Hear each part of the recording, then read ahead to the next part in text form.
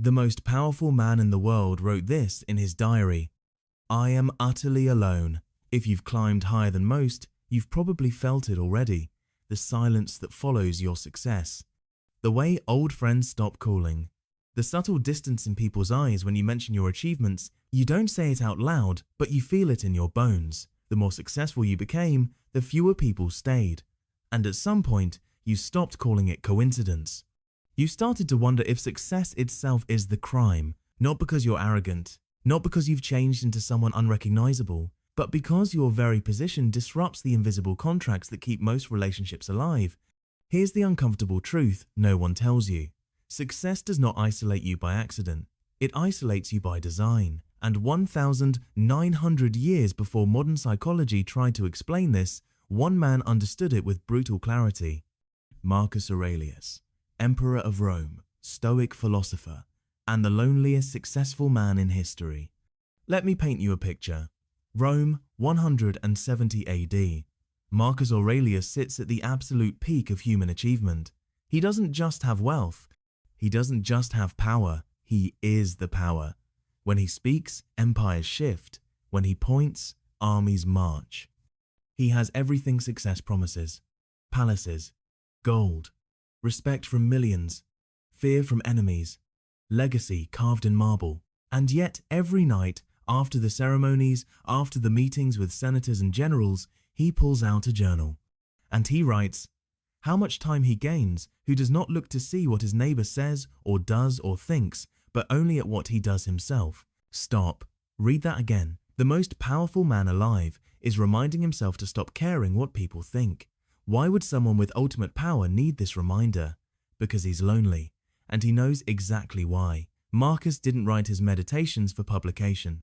He never intended anyone to read these words. This was his private therapy, his way of processing the crushing isolation that came with being at the top. And the more you read his words, the clearer it becomes. Success didn't connect him to people, it separated him from them. Here's what nobody tells you about climbing the ladder. The moment you achieve real success, 3 things happen instantly. First, people start lying to you, not because they're bad, but because you have power now. Marcus wrote, "Everything we hear is an opinion, not a fact." He couldn't trust anyone's words anymore. Was his advisor giving him genuine counsel? Or protecting his position? The moment you succeed, honesty becomes optional in other people's mouths. Second, your problems become invisible to others. Try explaining to someone making $50,000 a year that you're struggling when you're making $500,000. They'll look at you like you're insane. Marcus ruled the known world. Who could he complain to? Nobody. Success makes your suffering illegitimate in everyone else's eyes. Third, you cannot go backward. Once you've seen the world from the summit, you cannot unsee it. You cannot just hang out with regular people anymore. Not because you're superior, but because you've changed. Your problems are different. Your perspective operates on a different frequency. Marcus couldn't walk into a tavern and share wine with a farmer. The moment he appeared, everything would shift. The conversation would die. People would perform instead of being real. And this is the trap. The very thing you worked for becomes the wall between you and authentic connection. People don't bond with success. They bond with similarity. And the moment you understand this, you realize something disturbing. You were never climbing toward connection. You were climbing away from it. Marcus figured out something every successful man eventually learns. Once you reach a certain altitude, people fall into 3 categories, and none of them can truly be your friend. Category 1, the flatterers. These are the yes men, the ones who tell you you're brilliant when you're being stupid, who laugh at jokes that aren't funny. Marcus hated these people. He wrote, "When you wake up in the morning, tell yourself, the people I deal with today will be meddling, ungrateful, arrogant, dishonest, jealous, and surly." When you have power or money, flatterers swarm. And they're dangerous because they feel like friends. They smile, they compliment, they make you feel validated. But they're not there for you. They're there for what flows from you. Access, status, resources. And the moment you lose your position, they evaporate like morning fog. Category 2, the envious. These people resent your success, not always openly. Sometimes it's subtle. A backhanded compliment, a comment about how lucky you are. Most people never actually pursue what they want. They settle. They play it safe. And when they see someone who didn't settle, someone who actually climbed to the peak, it makes them uncomfortable because your success is a mirror reflecting their inaction. So they minimize you. Must be nice. Born into privilege. Doesn't even work that hard. And here's the brutal part. Sometimes these envious people are your own family, your childhood friends, people who knew you before. They want you to stay who you were because your growth makes them feel left behind. Category 3.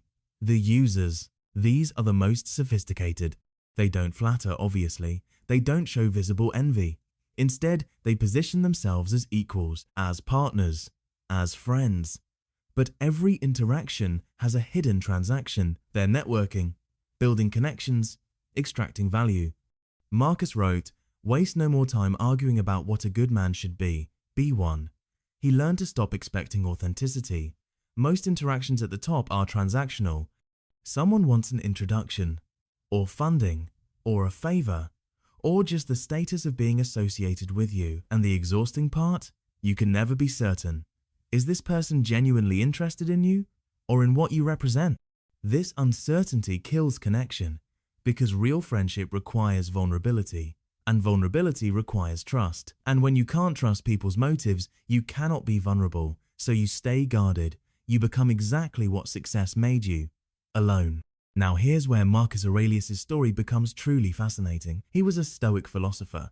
Stoicism teaches you to control your emotions, to not need external validation, to find peace within yourself. And on paper, this sounds perfect for dealing with loneliness, doesn't it? Marcus wrote, "You have power over your mind, not outside events. Realize this and you will find strength. Beautiful, powerful, true." But here's the dark side nobody mentions. The better you get at Stoicism, the more isolated you become. Stoicism teaches you to stop reacting emotionally to external events. Someone betrays you? Don't get angry. Someone praises you?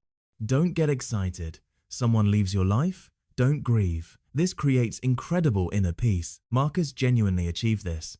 Even while dealing with plagues, wars, betrayals, and assassination plots, he remained calm, unshaken, centered. But it also created distance, because emotional reactions are how humans bond. When something amazing happens and you're excited, and your friend is excited with you, that shared emotion creates connection. When tragedy strikes and you cry, and someone cries with you, that shared pain builds intimacy. But if you train yourself not to feel excited, not to feel devastated, not to need emotional reactions from others, what's left to bond over? Marcus became so skilled at Stoicism that he transcended the need for human connection. He wrote, "The happiness of your life depends upon the quality of your thoughts, not the quality of your relationships, not the people you love, the quality of your thoughts. This is the ultimate successful man's paradox. You achieve such mastery over your internal world that you no longer need the external world, and that includes people. Once you reach this level of self-sufficiency, you start noticing how emotionally dependent most people are, how they need constant validation, how they panic over minor setbacks, how they base their entire identity on what others think of them, and you can't relate anymore. You're speaking a different language, living in a different reality." Marcus wrote, "Dwell on the beauty of life, watch the stars, and see yourself running with them. Beautiful, poetic, and utterly lonely. Because while you're watching stars and contemplating infinity, everyone else is at the party, laughing, connecting, being ordinarily human. You're not better than them, but you're not with them either." So what's the answer? Is success a curse? Should we avoid ambition? Should we stay small to stay connected? Marcus would say absolutely not. He wrote, "The impediment to action advances action. What stands in the way becomes the way." The loneliness isn't a bug. It's a feature. It's the cost of seeing clearly. It's what you pay for living authentically, for refusing to pretend, for choosing truth over comfort. The question isn't how do I stay connected while becoming successful? The question is, who do I become in the solitude that success requires? Because here's the real truth. You're not alone because you're successful. You're alone because success revealed who was actually with you. The flatterers were never really there. The envious never truly wanted your company. The users were renting space, not building homes. What success does is strip away illusions. It shows you which relationships were real and which were conditional. And yes, sometimes the answer is painful. Sometimes you discover that nobody was genuinely there at all.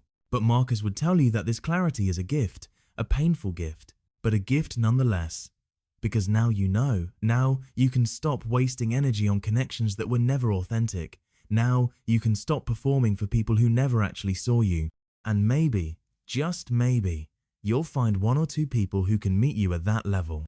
Who don't need you to be less successful to feel comfortable around you. Who just see you, the real you. Not the position, not the wealth, not the status. You. Marcus had one person like that.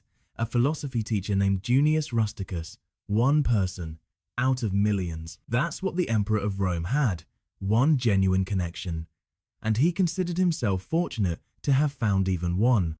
So, if you're successful and you're alone, if you've lost friends on the climb up, if you feel like nobody really understands you anymore, here's what Marcus Aurelius would tell you. You're not broken. You're experiencing exactly what he experienced. What every person who climbs high enough eventually discovers. The higher you go, the thinner the air becomes, and fewer people can breathe at that altitude. But that doesn't mean you should descend. It means you accept the altitude. You learn to breathe differently. You find the rare few who can stand beside you. And if you never find them, then you become like Marcus. You write, you think, you create, you contribute. Not because people will understand, but because it's who you are.